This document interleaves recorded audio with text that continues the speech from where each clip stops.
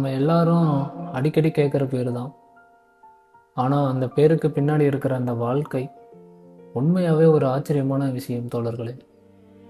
காமராசர் அவரை பற்றி தான் இன்றைக்கி எஃப்எம் லைவ்ஸ் சேனலின் யாதும் நிகழ்ச்சியில் பேச போகிறேன். இந்த நிகழ்ச்சியில் பொதுவாகவே அரசியல் பேசக்கூடாதுன்னு நினைப்பேன். பட் காமராஜரை பற்றி பேசும்போது அவர் அரசியல் எல்லாத்தையும் தாண்டி இந்த மண்ணோட ஒரு அங்கமாக இருந்தார்.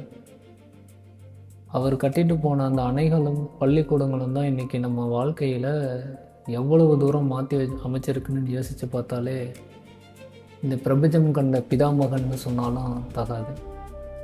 1954 மெட்ராஸ் மாகாணத்தோட முதலமைச்சராக காமராசர் பொறுப்பேற்றதுக்கு அப்புறம் அவர் சந்தித்த 2 மிகப்பெரிய சவால்கள் அப்படின்னா, ஒன்று விவசாயம், இன்னொன்று கல்வி.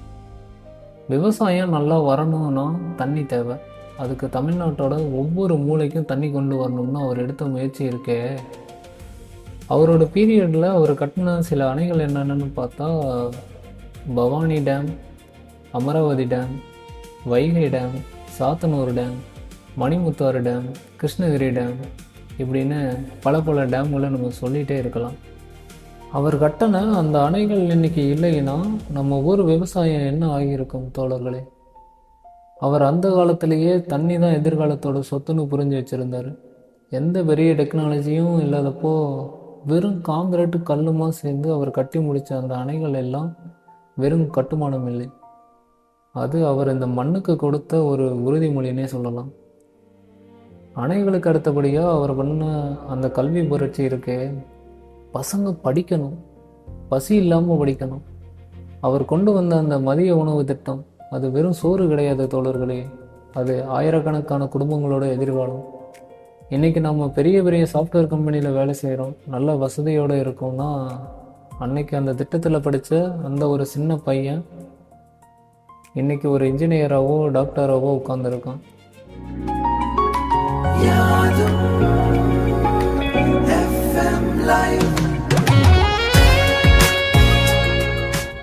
எந்த பெரிய பிளானும் இல்லாமல், ஆனால் தெளிவான பார்வையோட கிராமமாக போய் பள்ளிக்கூடம் திறக்க வச்சார் தோழர்களே.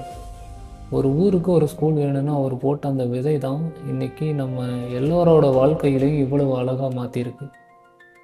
எனக்கு சில நேரம் தோணும் தோழர்களே, இன்றைக்கி நம்ம டெக்னாலஜி வளர்ந்துடுச்சுன்னு பெருமைப்படுறோம். கையில் ஃபோனு, திரும்பினா லேப்டாப்பு, அந்த பக்கமான கம்ப்யூட்டர், இந்த பக்கம் வந்தால் ChatGPT, ஏஐ, என்னமோ. அந்த காலத்தில் அது எதுவுமே கிடையாது. ஆனால் அந்த காலத்துலேயும் ஒரு மனுஷன் எந்த வசதியும் இல்லாமல் வெறும் பேனாவும் ஒரு துண்டையும் வச்சுக்கிட்டு இவ்வளவு செஞ்சுருக்காருன்னா அது எவ்வளவு பெரிய விஷயம். அவர் செஞ்ச எதையும் அவர் தனக்காக செஞ்சுக்கல, அவரோட சந்ததிக்காக செஞ்சுருக்காரு. அவர் கட்டி வச்ச அணைகளாக இருக்கட்டும், அவர் திறந்து வச்ச ஸ்கூல்களாக இருக்கட்டும், எதுவாக வேணால் இருக்கட்டும். காமராஜர் இறந்து சரியாக 51 வருடங்கள் ஆகிவிட்டது தோழர்களே. ஆனாலும் இன்றைக்கி நம்ம கல்விக்கு கண் திறந்த காமராஜர்னு கொண்டாடிக்கிட்டு இருக்கோம். எதுக்கு மேலே ஒரு மனுஷனுக்கு வேறு என்ன வேணும் சொல்லுங்கள். அவர் வாழ்ந்த விதம் ரொம்ப எளிமை, ஆனால் அவர் பண்ண வேலைகள் எல்லாம் இருக்கே, இமயமலையை விட பெருசுங்க. காமராஜர்னு சொல்லும்போது ஏதோ ஒரு அரசியல் தலைவர்னு மட்டும் நினைக்காதீங்க. இந்த நாட்டையே கட்டி எழுப்பிய ஒரு சிற்பி அப்படின்னு சொன்னால் அது மிகையாகாது. இன்றைக்கி காமராஜர் பற்றி பேசியதில் எனக்கு ஒரு பெரிய மகிழ்ச்சி, பெருமை கலந்த மகிழ்ச்சின்னு கூட சொல்லலாம். 1958 மத்திப்பட்டின்ற குக்கிராமத்தில் அவர் தொடங்கி வச்ச ஊராட்சி ஒன்றிய தொடக்கப்பள்ளி, அந்த பள்ளியில் தான் நானும் படித்தேன்.